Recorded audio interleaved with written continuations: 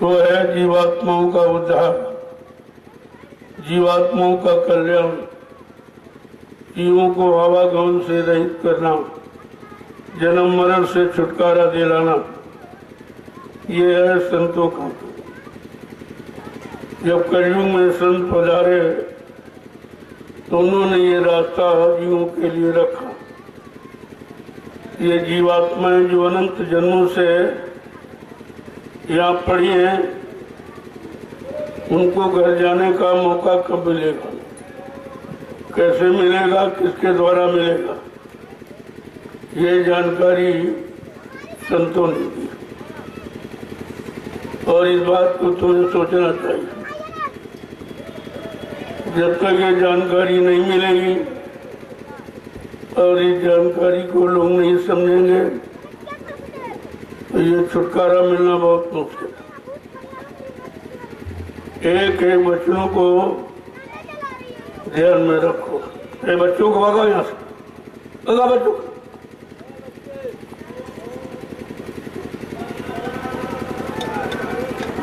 जब एक एक बच्चों को सुनोगे तब तुम्हारी समझ में कुछ कुछ आएगा, क्योंकि ये चर्चा आपने कानों से कभी सुनी नहीं, ये किताबों में लिखी नहीं गई। तुम्हें जो लिख के बताया गया वो पिछले युगों का इतिहास है। आप बैठे हो कलयुग में, तो कलयुग का तो इतिहास आपको बताया नहीं, क्योंकि कलयुग का इतिहास अभी लिखा नहीं गया। कोई ऐसी शक्ति नहीं आई जो कलयुग के इतिहास को लिख के रखे या कलयुग के इतिहास के बारे में बता दी। तो पुराने युगों के इतिहास पढ़ाए जा रहे हैं, कोई सतयुग का, कोई त्रेता का, कोई द्वापर, और उससे आपका भला होने वाला है। क्योंकि जो समय वक्त घड़ी निकल जाती है वो कभी वापस नहीं आता। गुजरा हुआ जमाना आता नहीं दोबारा। जो वक्त निकल जाता है वो फिर आपके हाथ नहीं है। तो जब ये युग निकल गए, सतयुग, त्रेता, द्वापर, अब उनकी चर्चा दोहराने से तो आपको क्या मिला और क्या अभी तक मिला? उसी में आप श्रम समय पूंजी खर्च करते रहते हो, क्योंकि तुम्हें यह मालूम नहीं है कि कलयुग का इतिहास इन सब युगों से अलग है। वैसे तो कलयुग सबसे ज्यादा खराब, क्योंकि जितने पाप कलयुग में किसी अन्य युगों में नहीं। ये पाप में युग और सत्य है। इससे मुक्त होना, अलग होना, ये साधारण बात नहीं। जब तक संतों की दया नहीं होगी तब तक ये लाभ आपको नहीं मिलेगा। तुम पिछले युगों की कितनी किताबें पढ़ डालो, कितनी चर्चाएं कर डालो, कितना पूजा पाठ, तीर्थ व्रत, दान हवन, जप, तीर्थ, गंगा स्नान कर डालो, लेकिन उसका कोई लाभ कलयुग में नहीं मिलेगा। कलयुग का लाभ, कलयुग के कर्म अलग है। जब तक कलयुग के कर्म बताने वाले, सिखाने वाले संत महापुरुष, जिनको अधिकार है कलयुग, वो नहीं मिलेंगे, उनकी दया कृपा मेहरबानी नहीं मिलेगी और जीव उनके आदर्शों पर नहीं चलेगा, उनके आदेश हुकुम को नहीं मानेगा, उनके वचनों को अपने जीवन का आधार बनाकर नहीं निकालेगा, तब तक कुछ नहीं होने वाला। तुम कितना जोर लगा लो, कुछ भी कर डालो, लेकिन आपको मिलने वाला कुछ। जो भी आपने किया, कर रहे हो, उसका कोई लाभ आपको ना है और न होगा, क्योंकि लाभ देने वाली शक्तियां चली गई। ये नहीं कहा जा रहा वो नहीं थी, ये नहीं कहा जा रहा कि राम नहीं थे, कृष्ण नहीं थे, हनुमान नहीं थे, तो सब है, लेकिन वो थे, है नहीं। तुमको चाहिए है मौजूद, तुम्हारे लिए मौजूदा लाभ देने वाली शक्ति चाहिए, और मौजूदा में तुमको कोई मिला नहीं, और फिर भी तुम लगे पड़े हो, दिन रात चर्चा उन्हीं की करते हो। चर्चा का कितना खर्चा करते हो, श्रम समय पूंजी खर्च करते हो, और मिला तो कुछ नहीं, क्योंकि देने वाली शक्ति जब तक नहीं मिलेगी तब तक कुछ नहीं। कलयुग में देने वाली शक्ति कौन है? जहाँ पर कृपा भई सतगुरु की, वो ही हुए निहाल, और बाकी फंसे काल के जाल। जिन पर सतगुरु की अपार दया कृपा मेहरबानी हो गई, वो तो जीव बेचारे बच जाते हैं, और बाकी है काल सृष्टि में काल के नियम कानून को मानने वाले, काल की चर्चा करने वाले, ये कभी बच नहीं पाए। जब तुम्हारा भगवान नहीं बच पाया तो तुम कहां से बच पाओ? अब तुम्हें तो मालूम कुछ है नहीं, ये विधान, ये रास्ता कैसा है, किसके पास है, किसके द्वारा मिलता है, किसके द्वारा मिलेगा।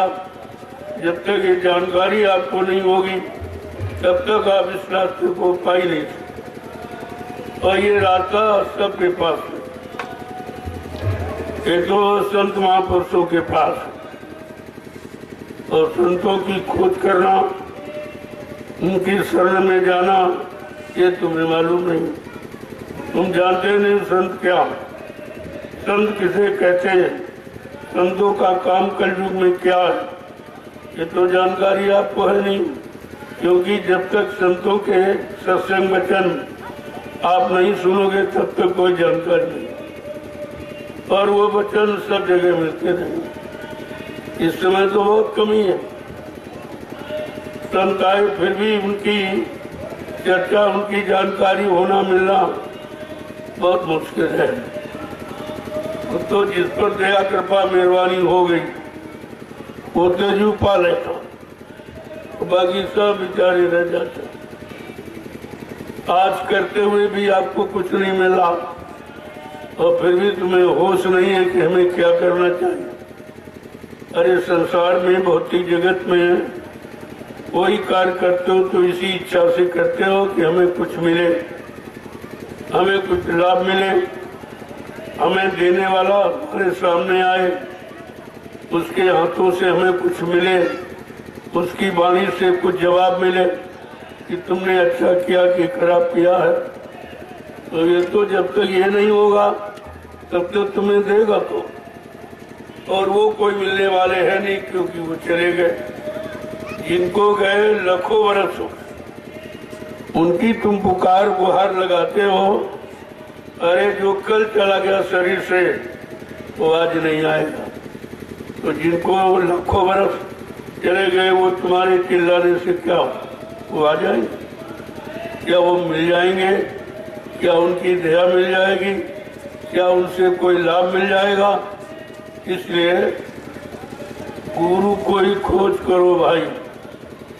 सर्वप्रथम आपको करना क्या है? गुरु को ही खोज करो भाई, बिन गुरु राह कोई नहीं पाए। ऐसे सच्चे सदगुरु की खोज करो जिसने अपनी जीवात्मा को जगा लिया हो, परमात्मा से मिला लिया हो। जब वो मिल जाएंगे, उनकी दया कृपा हो जाएगी, उनके आदेश हुकुम का पालन करोगे, उन पर, उनके वचनों पर विश्वास करोगे तो ये काम आपका हो सकता। अन्यथा ये बहुत मुश्किल है। जो कर्म आपने कर डाले उसकी कोई यहाँ क्षमा नहीं दे सकता। जब उन्हीं को क्षमा नहीं मिली, तुम्हारे भगवान को, तो तुम्हें कहाँ से क्षमा मिल जाए? भगवान कृष्ण नदी किनारे बैठे, उनके पैर में काला निशान था। बहेलिया ने दूर से देखा, ये तो हिरने की आंख सी चमक रही। आंख समझकर बहेलिया ने निशाना लगा दिया, बाण छोड़ा तो कृष्ण का पैर छली हो, बड़ी जोर से कृष्ण चिल्ला पड़े। बहेलिया ने समझा शिकार हो गया, तो दौड़ के आया, देखा कि भगवान कृष्ण रो रहे। उसने हाथ जोड़ के प्रार्थना की कि महाराज ये अपराध धोखे में हो गया, क्षमा कर दीजिए, अपराध धोखे में। कृष्ण भगवान ने कहा, भाई कोई अपराध नहीं, रामावतार में तुम बाली थे, मैंने पेड़ के आड़ से धोखा देके तुम्हें बाण से मारा था। आज वो धोखा देने वाला कर्म जो अपराध बन गया, वो हमारी आपकी उस कर्म की अदायगी। हमने मारा आपको, तुमने हमको। ये लेन देन जगत व्यवहार, जब भगवान कृष्ण को अपने कर्मों का फल अदा करना पड़ा, उनको उनका बचाव नहीं हुआ, तो तुम्हारा बचाव कौन करे? जिनका नाम पुकारते हो, जिनको बुलाते हो, पहले उनका इतिहास पढ़िए कि उनको उनके कर्म की सजा माफ हुई कि नहीं हुई, उनको उसका परिणाम भोगना पड़ा कि नहीं भोगना पड़ा। तो ये तो आप कभी पढ़ते नहीं। एक तो सच्ची बात ये आप जानते ही नहीं, और अच्छी बात कोई बताए तो तुम मानते नहीं। यही तुमको समझने नहीं दे रहा। अगर धीरे धीरे संत महापुरुषों के करीब में जाओ, उनके सत्संग वचनों को सुनो और उन पर विश्वास करो और कुछ अपनी करनी में उतारो, तो हो सकता है आपको कुछ लाभ मिल जाए। अन्यथा ये लाभ ऐसे मिलने वाला नहीं है। ये किताब पढ़ने से भगवान नहीं मिलता, किताब पढ़ने से कोई महात्मा नहीं बन जाता, किताबें किसी को महात्मा बना नहीं सकती।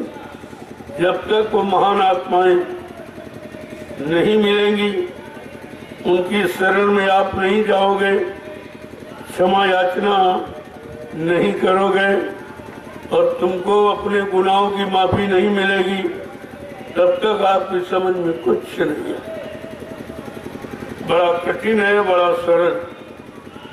जब तक वो नहीं मिलेंगे बहुत कठिन, और मिल जाए, उनकी दया मिल जाए तो बहुत सरल। और उनका नाम ही दयालु है, वो दया करने ही आए हैं।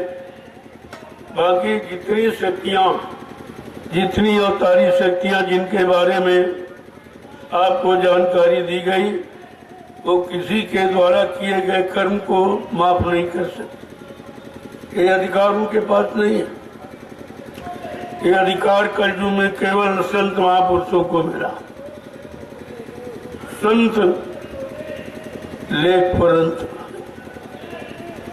कभी लेख जो लिख गया ब्रह्मा ने हमारे आपके किए गए कर्मों का आधार, उस कर्म पर लेख केवल संत माफ सकते, यानी तुम्हारे कर्मों की अदायगी कर माफ कर सकते। ये माफ करने का अधिकार उनको है, बाकी इन सृष्टि में किसी को अधिकार नहीं है। इसलिए जितनी शक्तियां आई सबने दंड दिया, अपराध को माफ नहीं किया। भगवान राम ने तो रामचरितमानस में गोस्वामी जी महाराज ने स्पष्ट करके कहा है कि कर्म प्रधान विश्व रचि रखा, जो जस करी सो तस फल चखा। क्या कह रहे भगवान, मैंने कर्मों के आधार पर विश्व की रचना की।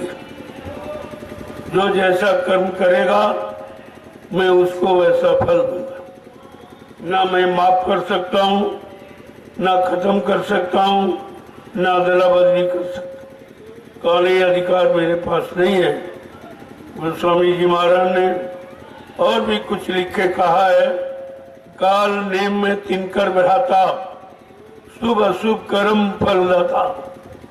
काल के नियमों में बंधे जीव, मैं तुम हमारे भाई हो, लेकिन है भाइयों, मैं तुम्हारे द्वारा किए गए पाप कर्मों को माफ नहीं कर सकता। ये अधिकार मेरे पास नहीं।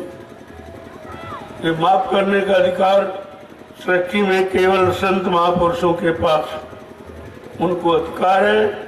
संत लेख पर मेख मारे, मेटे अंक कुंग बहाल के, उनको ये अधिकार है, वो कर्मों के लेख को मेट सकते। उनके पास युक्ति है, और उस युक्ति की भक्ति